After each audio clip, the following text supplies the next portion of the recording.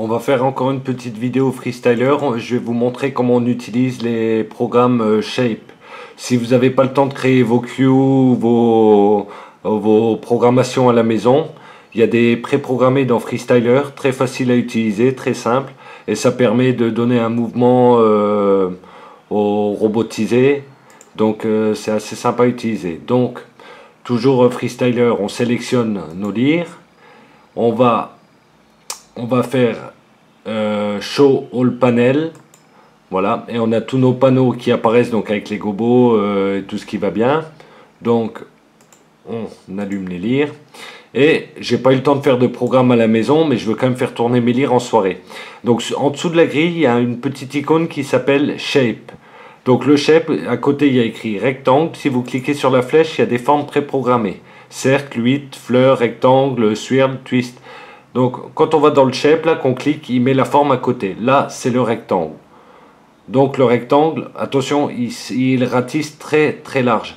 Donc déjà, première chose, c'est essayer de cadrer la piste.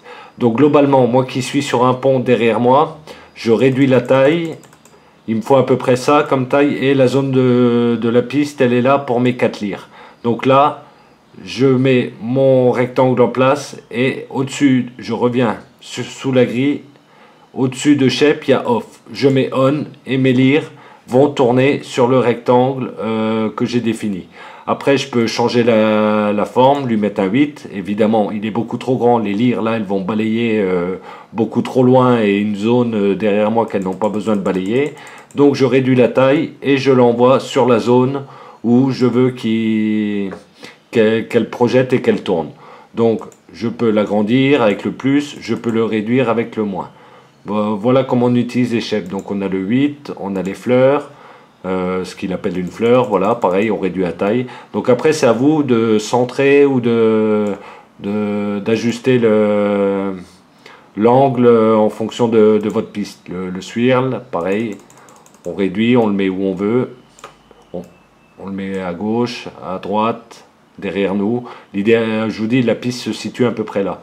Donc voilà comment on utilise les shapes. C'est tout simple et ça va très vite.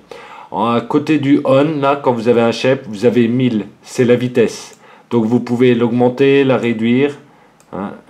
Voilà, c'est la vitesse.